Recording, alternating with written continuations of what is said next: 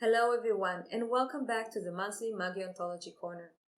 This month being was your choice and I want to start by saying a huge thanks to everybody that joined in and voted. And remember that if the candidate you chose didn't win, they will have an info page in my website, in the Magiontology blog. And if you follow my social media, I will be posting about it over there. But for now, let's meet your choice, the fairies or snow fairies. It's a little hard to gather size from sketches, so it might have seemed like all three candidates were approximately the same size, but they really aren't. The snow fairies are of the smallest fae we know of. They reach only about 1 to 1.5 millimeters in height, so just barely visible to the human eye. Snow fairies look similar to albinos to us, with very pale skin and white hair and pale eyes that range between pale blue-gray or purple to red. They are not winged, but their features that are somewhat sharp, with large eyes and pointy ears, are very much like what we imagine fairies to look like. Like all fae, snow fairies are not native to our world, but they are a rare case of fae that settled here, building communities. The oldest snow fairy community is about 1,000 years old, with a few generations of snow fairies already born and raised here. One of the main reasons that snow fairies could stay and settle here is their small size, which allows them to avoid humans easily. It has become a common practice of fae of all kinds to avoid humans. They used to visit our world quite often, but since the turn against magic and things like witch hunts, they found that it's a bit more prudent to stay away. Snow fairies, however, stayed.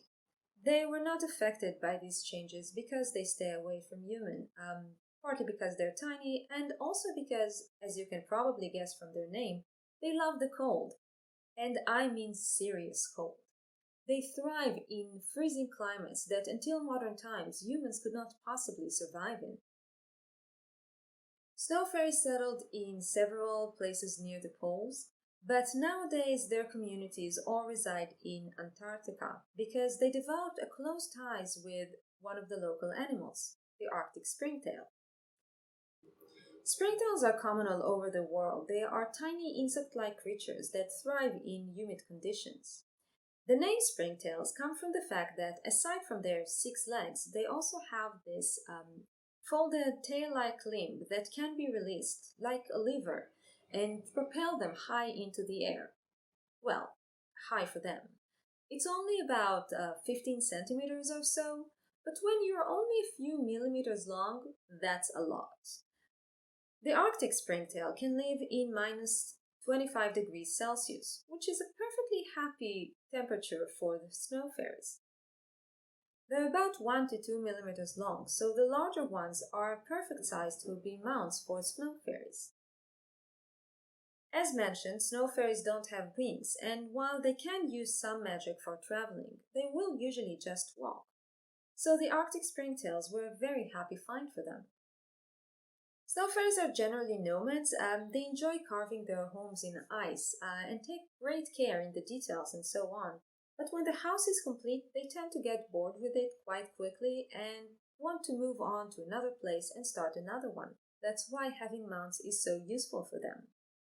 However, riding springtails is not only for venturing into the wild in search of a new place to carve a home. It's also for fun.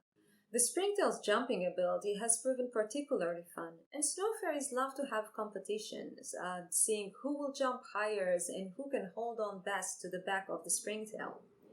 Because the springtail jump is not the most balanced, and the landing definitely unpredictable. If you want to learn more about the snow fairies, visit the Magiontology blog in my website. It's linked in the description below. And that's also where you'll be able to find the details of the other 2 candidates once they're up. If you follow me on social media, that's where I will let you know when they're up and available. Thank you so much for joining me. I hope you enjoyed meeting the snow fairies and this project in general. If you do, please click the like button and leave a comment. Let me know what you think and what you would like to see next. Next Friday, we'll have a different video. I hope you'll join me, and till then, have a magical week.